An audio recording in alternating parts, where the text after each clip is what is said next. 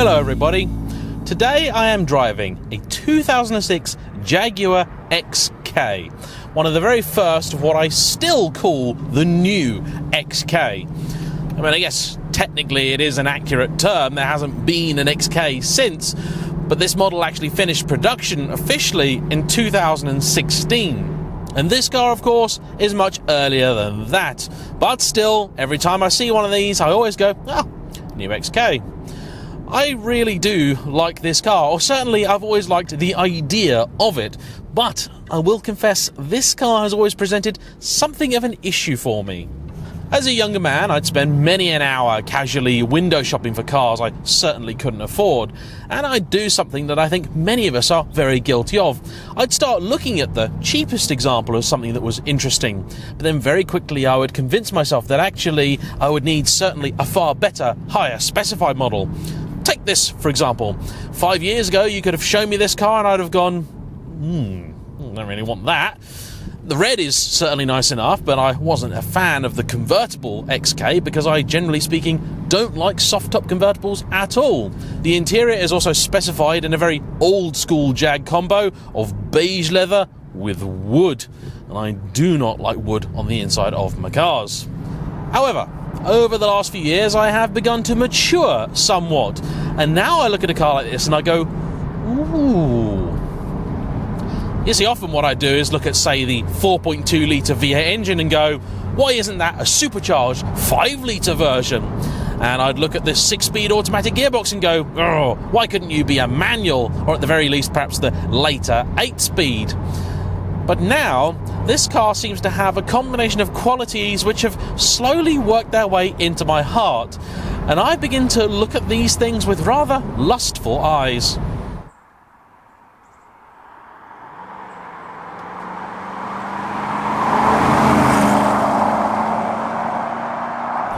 You see, the Jaguar, in truth, never really did anything wrong.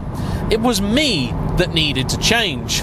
I looked at every single car the same way, and it took a very long time for me to realise that cars have different jobs to do in life. And the purpose of this is not to destroy your local back road. Oh no, this is to take you and your lovely lady wife across the country in style, with grace, pace and space. Now, on the space front, the XK is not exactly brilliant, certainly not in convertible form anyway. Back seats are somewhat marginal, although in this configuration, headroom at least is not a problem. Boot space is not really spectacular, but up front it's certainly got enough room for you, and it's very, very comfortable. The suspension is set up reasonably softly. You're actually reasonably well isolated from the wind noise, although it's not the best on that front. It also has what I think are pretty timeless looks. Even the later XKs, barring say the RS GT, weren't too silly or showy.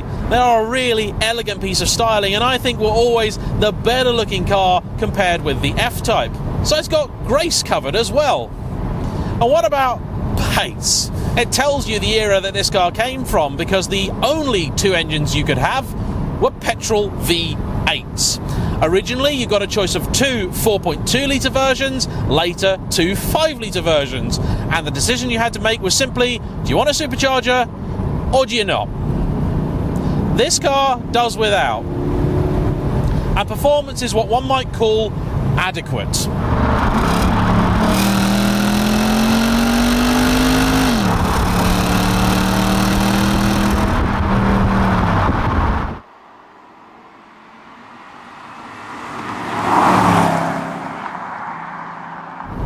In truth, the suspension in this car is probably somewhat softer than I would normally go for, even in something fairly refined. And so, at no point have I felt the burning desire to have a lot more power in this car, but it does make a pretty good noise.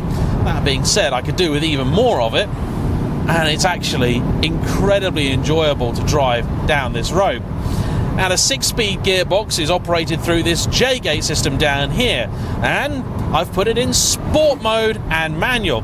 You have paddle shifters here on the steering wheel, not on the column, and it can shift at a reasonable pace. Actually, the gearbox is probably better than I ever used to give it credit for.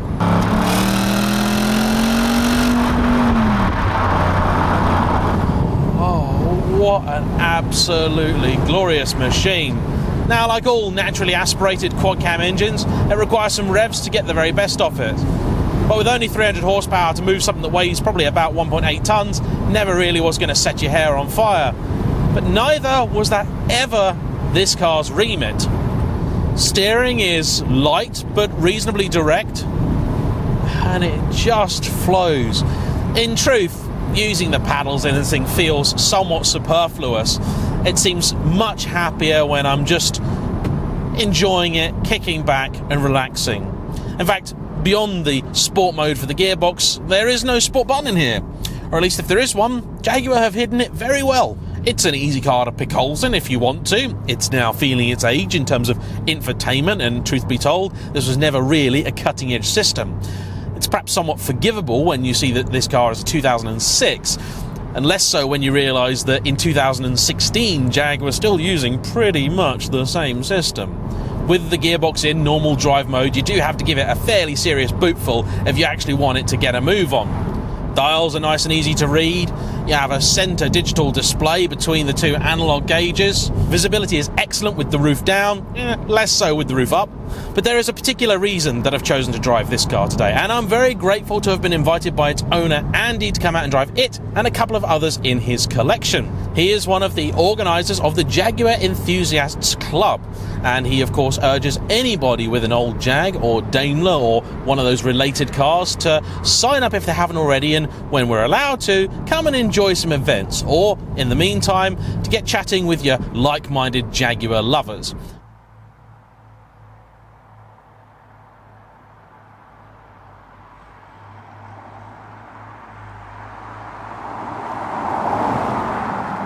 Jag owners are a pretty cool bunch, and I've worked with JLR myself on a number of occasions, and I'm happy to say that the company is staffed by really good, passionate people too.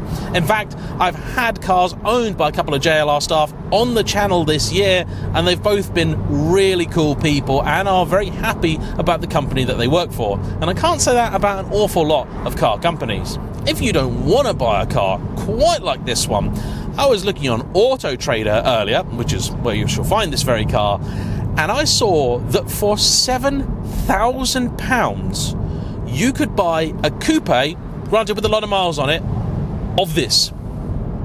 Now, I'm pretty sure it's a car that's going to need work.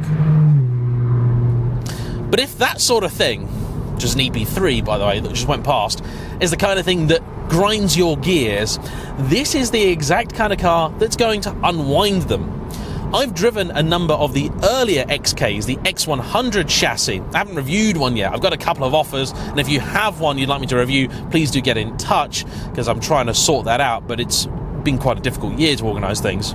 The X100, I think, is a car which has now progressed straight through its sort of awkward teenage years and become a bona fide classic.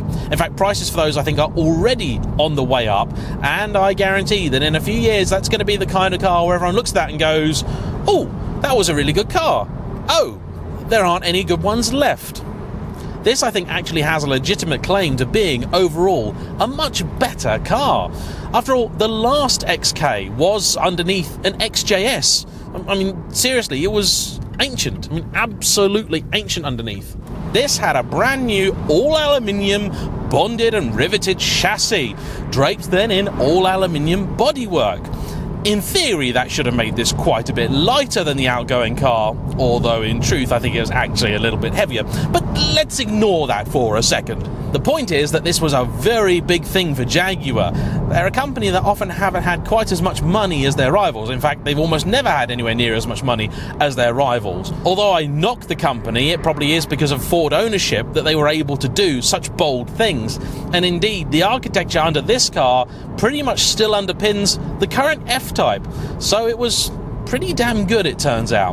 By certain standards, they're a rare car, with 50-odd thousand ever having been made. When you consider how long the thing was in production, that's actually, not a lot of cars.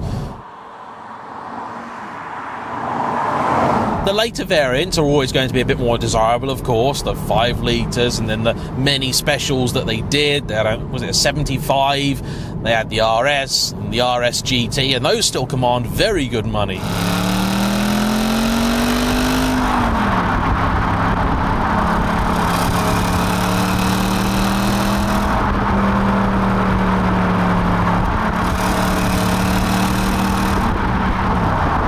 way to look at things really is to see this as a car which actually shares an awful lot of parts with those later vehicles, and then you realise what sensational value it really is.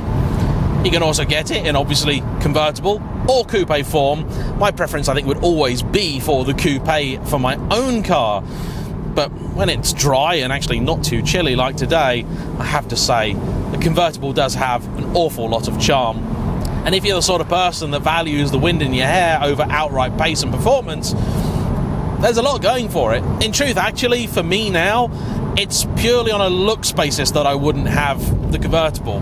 Even though in my heart of hearts this actually is the one that I really should go for. I know. You get a bit more boot space in the coupe as well, but otherwise they're pretty similar. And the coupe, of course, will be just a little faster because it is that much lighter, but honestly, not by enough of a margin to really worry about. These have proven over the years to actually be a pretty well put together and fairly reliable car. No, they're not bulletproof, of course they won't be, but the big ticket items like the engine and gearbox have been fairly durable.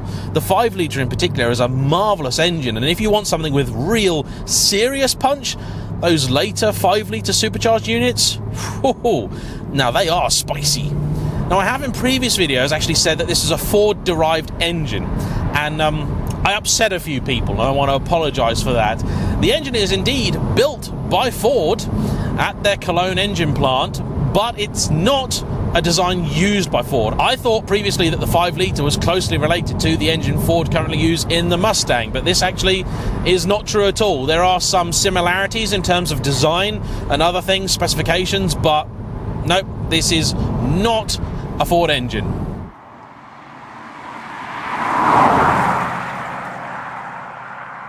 A Boxster for this amount of money would tear this road a new one, and at least would give you the kind of buzz that you really struggle to find anywhere outside a 1990s nightclub. But this is a different car for different people, and it's good to see people like Andy taking good care of it. And I'm very glad to say also that he has in this car the only CD any man ever needs. If you want to just go out for a drive and not worry about whether there's traffic on the road or not, this is definitely a car that you are going to enjoy. You can have a little bit of fun with it, but truthfully, that's just not its thing. The brakes, the steering, the suspension, they're all geared up for a more relaxed drive. And if you're okay with that, I think this is an excellent car to buy, and I'm pretty confident is going to be, if anything is, a proper future classic. The best news of all being that even if I'm totally wrong on that one, and in 5 years they're worth absolutely nothing, you didn't really lose that much by buying one. Thanks for watching. Please like, comment below, subscribe if you haven't already. See you all for the next one. Bye-bye.